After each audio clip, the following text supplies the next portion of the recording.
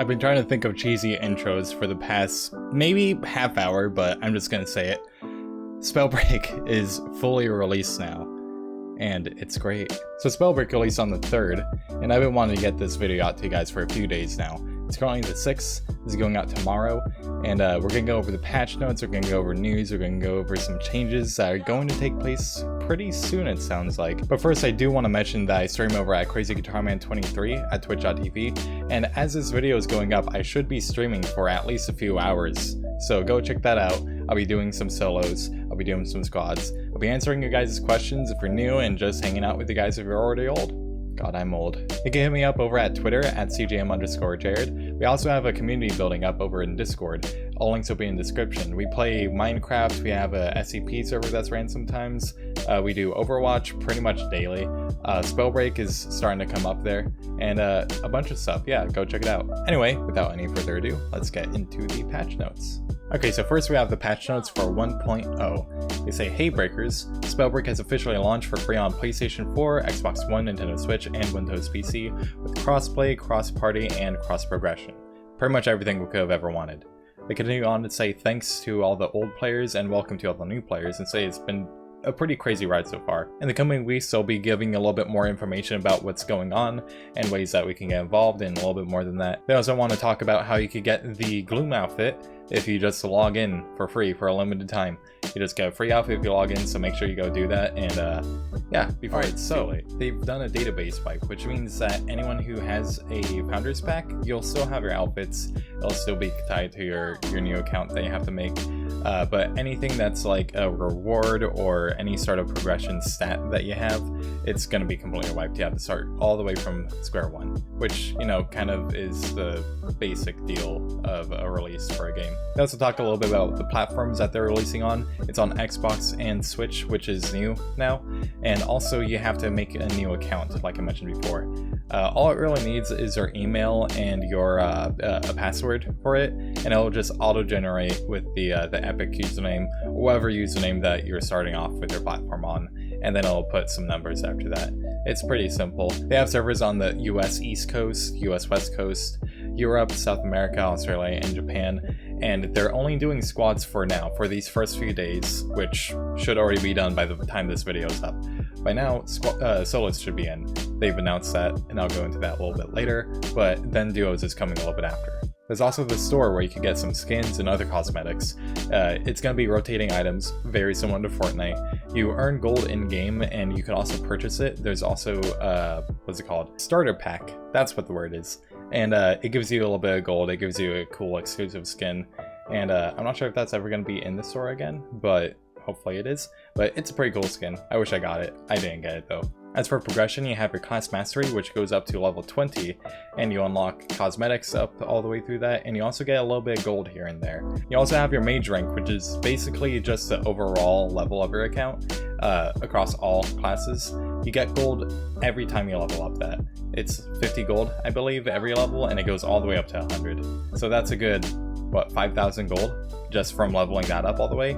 It's a hell of a grind, but eventually I'll get it. So for gameplay, they've temporarily turned off the Shadow Step and Chronomaster runes, and I was thinking maybe Shadow Step was a balancing issue, but they say it's not due to any balance concerns. They should be back soon enough. They increase the speed and distance of Spring Step rune by twice as much basically, but increase its cooldown a little bit. Tempest Updraft now bounces 20% higher. I've kind of felt that a little bit, like it gets you just a little bit higher up. It's kind of nice. Tempest's Wind Surge horizontal impulse has been increased by 15%. I'm assuming that's just the push back that it gives you, not the boost up, but just pushing yourself back, which I honestly thought they took out of the game completely in beta. I thought that was totally out, so maybe it's a good thing that they increase it. Electrifying a cloud or puddle no longer increases its duration, which is really good because people were able to just keep a shock gauntlet as toxicologists and just have their toxic cloud out for a long time, and as long as nobody threw a fireball on it,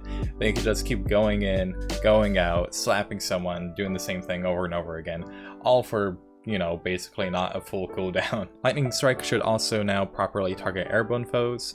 I'm assuming it'll it'll get the people that are up in the air rather than people on the ground. Fix Pyromancer's paralysis so that it now does a consistent amount of damage. Fix a number of sorcery targeting reticles to better match the visual and gameplay effects. Fix a number of visual effects to better line up. And then we get into matchmaking. They've introduced some broad matchmaking rules so that new players will play against other new players. Hopefully it helps out a little bit of people. I've heard that the first game that you get is a bot game and then they slowly take out the bots. They don't talk about bots anywhere here though, so I'm kind of waiting to see an official report on whether they've added bots or not. I can tell you though, these are either kids or there are some people that really need to spend some time with the game learning it for a while. I'll give this guy a chance to figure it out. Oh no, oh no, what? No! You're not supposed to step in that! Our animation and sound. Gauntlet models have been standardized across rarities. I believe everything looks like a legendary gauntlet now, as far as just what their model looks like. Everything looks a little bit more interesting that way. I kind of liked the slowly advancing, you know, it gets bigger and cooler looking as you get the fancier stuff, but I could see where they're going with it. All outfits should animate properly when doing a Nemo or Triumph. Added animations for sliding down walkable surfaces. Sound effects have been added to numerous menus and UIs. Added sounds to the storm, including when it's stationary, when it's moving, when it's nearby, and when the player is in it. Now this is really nice because you get a little sound when the storm's like set and you figure out what the next storm is going to have to be. And it also makes a sound when it starts advancing a little bit, so it really gives you a heads up as to what's going on. Tamp down the very aggressive armor break sound. Players no longer hear ambient audio when tabbed out of the game. Now for the world, each of the following has been heavily polished and in some cases redesigned. Dustpool, Gritfield, Stonetooth Mountain, Hymnwood, Ruby Grove, Dead Moss, Fort Halcyon, and Shadowgrace. Now the two most interesting areas there is Ruby Grove by far, and they didn't mention this here, but Bogmore, Castle Bogmore. They also increased salute spawns across the map. Many types of trees have been added and updated. Each area's fog has been customized to better suit the ambience. That's basically what I was talking about with Castle Bogmore. Improved performance through updated static mesh LODs, HLODs, and landscape LODs, and reduced component painting. Cleaned up lots of errant collisions on various decor. Removed a bunch of magical items that seem to have embedded themselves in various solid objects or were hovering above the ground. And that's it for the world stuff. Now for miscellaneous, when a player is banned, they now get immediate feedback on why they were banned. Add the ability to view block players and unblock them if desired. Add the ability to change the camera view when looking at artifacts in the collection screen. Add the ability to skip out of match tutorials. And recent teammates now populates with party members from recently played multiplayer matches. Now that last one's important because when you get that guy who's actually marking stuff for you, getting a lot of kills, making the game pretty easy for you, he has a mic so he communicates, you should probably friend request him so then you can play with him some later time. Totally not talking about anyone here, I don't know anyone like that. Now for bugs, this is a very rundown version like I mentioned before, because this would be a lot, it would be huge list, but they fixed a number of text alignment, wrapping, and other formatting bugs, fixed numerous localization bugs, fixed an issue where push-to-talk was in the default voice chat setting for PC, which is, I like this. I like this because nobody wants to get into a game and then realize, oh, these random people can hear me without me actually changing any of the settings. That's not cool. Fix a bug causing the aiming reticle for Toxic Cloud to jitter when the player is falling. It's no longer possible to exile yourself and your teammates for double/triple exile accolades. Now that is evil that people were doing that, but you know what, if it's in the game, I guess. I should have been padding my stats probably. Fix a few bugs where an incorrect outfit, portrait, or badge would show up, and fix issues with invisible and unequipable loot sometimes spawning. Now that's funny because there's a bug going on in the game where the use key just straight up isn't working sometimes. I'm not sure what causes it. Someone got it when they got knocked down and they got picked up again. Now there was one part during the stream that I did for 24 hours where I was playing with a couple friends and I just straight up couldn't use my pocket. I couldn't pocket things into my inventory to use them as heal items. For one person that I played with, they also got it. They changed their keybind to something else and then changed it back to what they had originally, and that somehow fixed it. For me, that didn't work though, so I'm not sure what's causing this, but it's out there. And now we're done with the patch notes. Now there's a little bit more news to go over though. Some questions that people had. One of them is primarily, why is solos and duos out? And it looks like the reason for that is mainly just to test their server performance. They didn't know how many people were going to be joining. They were trying to blow this game up as much as possible. And who knows, maybe solos and duos could have brought a little bit more people and kept them around. The thing is, they're putting it back in like tomorrow. It's been 3 days so far since release, so that's pretty quick.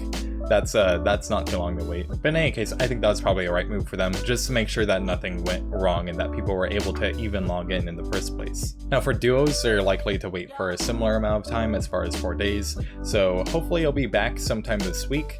Hopefully it's not going to take any longer than that. And then they talk about the server downtime that they had for a little bit. It was like 3 AM for me that it started, and then it stopped just before 4.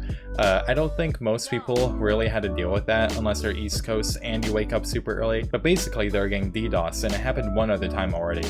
So they basically swapped to another hosting solution for their servers or something. And they went back after the first time was kind of done and dealt with.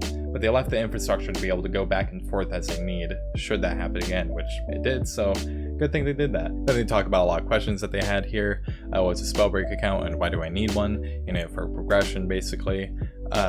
Is a Spellbreak account the same as my Epic Games, PlayStation, Xbox Live, Nintendo? No, it's separate, but it uses a similar name by default.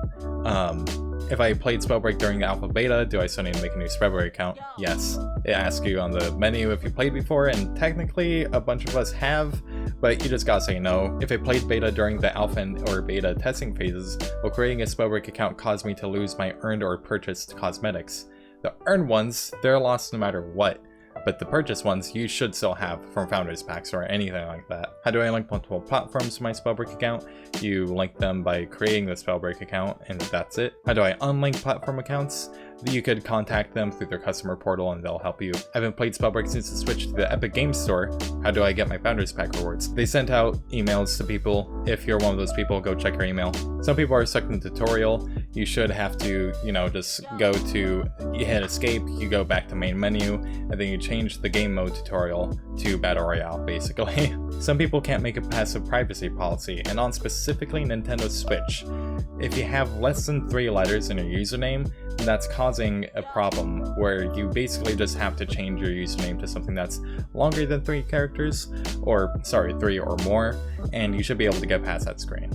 My graphics settings aren't taking effect and performance is suffering. I've dealt with something similar to this. Sometimes when dealing with stuff in the menu, my stuff would change from all low to ultra, and my frames are just pfft. Now my way of fixing that is just to go back and change them to ultra, because it would still say that was low, and then change it back to low, and then just increase the 3D resolution all the way up to 100 again. It only takes 2 seconds luckily, so it's not too hard to do that in Match if I'm not in the middle of a fight, but if I'm fiddling with the menu, which causes that for me, then it's not that big of a deal.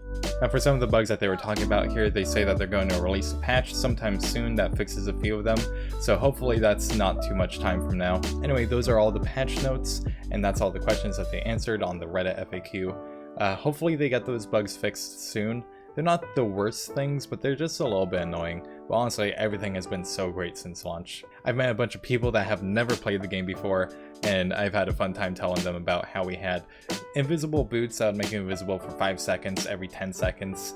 Ones that would make you jump up high and have a double or triple jump, I think it was. The game was definitely way more confusing back then. And I've also had a fun time playing with people who actually, you know, got to play the game during that point. There's also been a few people that I didn't think that I would actually come across in game.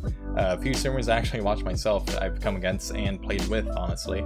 And it's been a fun time so far. I would highly recommend just checking out the game for yourself. In any case, that's all the news I have for you guys. If you want to go check out the stream, I'm streaming right now as this video releases over at CrazyGuitarman23. I'm playing with new people, showing them how to play, playing with old people, just having a chill time, answering questions, playing with friends. I'm going to be doing a lot of stuff basically for the next however long I want to play this game for. Hopefully that doesn't end anytime soon. I'm also over on Twitter at CGM_Jared. We have a Discord. Everything's going to be in the description. If you go check out the stream, well, I'll see you over there. Go ahead and ask some questions. And if not, well, I'll see you in the HoloLands.